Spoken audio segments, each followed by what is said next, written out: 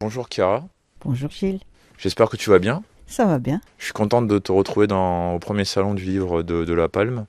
C'est un plaisir. Première question, qu'est-ce que tu penses pour le moment du salon? Pour le moment, je viens d'arriver, le café était bon, le gâteau était pas mauvais. Les plats sont bien disposés. On va voir, on attend le monde. Quand est-ce que tu as commencé à publier des livres? Et ben dans 3 jours, ça fait 10 ans. Combien de livres as-tu publié? 33. Ton inspiration se déclenche comment? C'est un bruit, une musique, un événement, une phrase que j'entends qui va m'inspirer tout le reste. Une situation de vie, parfois. Un souvenir. Une rencontre avec quelqu'un du passé qui va me dire tiens, en fait j'avais vécu ça, on peut extrapoler, on peut aller sur autre chose. Voilà. Quels sont tes univers? L'urban fantasy. La romance sociale, c'est faire passer des messages très durs à travers le prisme d'une romance qui cache un petit peu la réalité. On serait presque dans de l'imaginaire, puisqu'en fait, la vie ne se passe pas comme dans les romances. C'est pas tout beau, tout rose. Mais d'un autre côté, par exemple, tu peux faire passer tout le message concernant l'homophobie, le rejet des parents qui rejettent leurs enfants ou qui les mettent dans des centres pour les guérir, ou qui les battent pour sortir le mal qui est en eux, à travers l'histoire, à travers une romance, à travers des jolies fleurs et des jolis cœurs, quoi. Mais le message est toujours là. Pourrais-tu nous parler de tes derniers livres? Alors mes derniers livres, le dernier il sort le 26 octobre.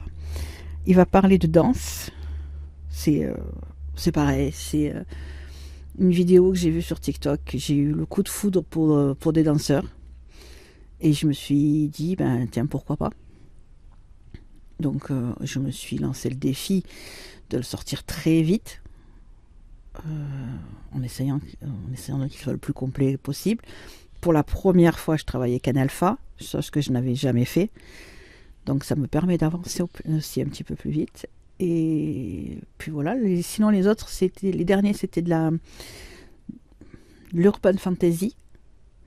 Donc de la fantasy adaptée à la vie quotidienne. Sorcellerie, magie, esprit, voilà. D'accord. Et est-ce que tu pourrais nous parler du livre Fatal Dolls? Oui, bien sûr. Alors Fatal Dolls, ça se passe... c'est l'histoire d'une jeune femme qui a hérité des dons de sa grand-mère, qui était sorcière, et qui un jour fait la réouverture d'un parc d'attractions qui avait été fermé pendant des années, mais on ne savait pas pourquoi.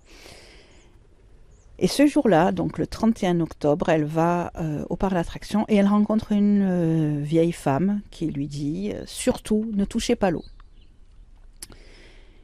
Et bien entendu, comme elle n'est pas seule, elle fait en sorte de ne pas toucher l'eau, mais bien entendu, elle est entourée de copains, de potes, et il y a toujours quelqu'un, un fanfaron, qui va toucher l'eau, et à partir de là, il se passe des trucs pas très très sympathiques, ni pour elle, ni surtout pour les copains. Sauf que, si tu veux, à ce moment-là, les personnes se transforment en poupées. D'où le nom Fatal Dolls. Et elle, son objectif, c'est de les faire revenir à la vie. Mais le problème se pose, c'est qu'est-ce qu'on fait de ces personnes, puisqu'en fait, quand elles disparaissent, leur mémoire est occultée. La mémoire des gens est occultée, ils n'ont jamais existé.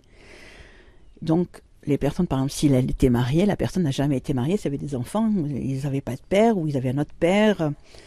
Mais si on les fait revenir, que devient la réalité, la nouvelle réalité ?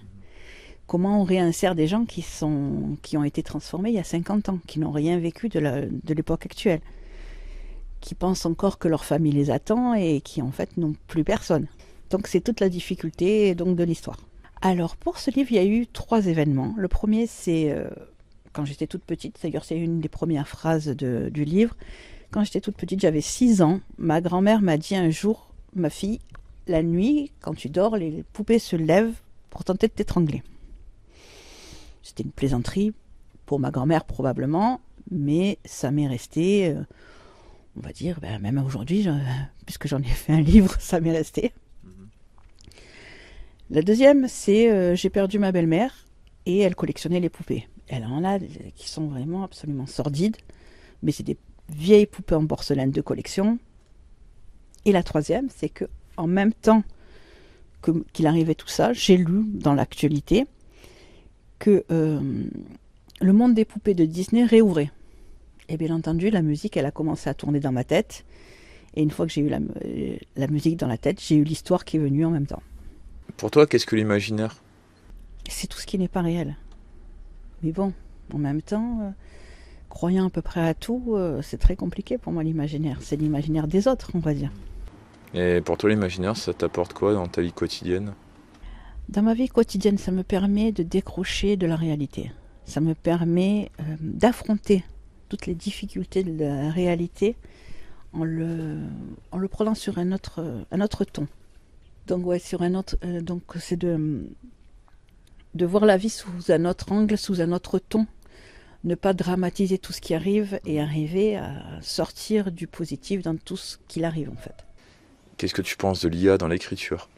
Je suis pour et contre. Pour parce qu'il peut aider les gens à sortir d'une page blanche, à sortir d'une conjugaison trop compliquée, à sortir, on va dire, d'une idée bloquée.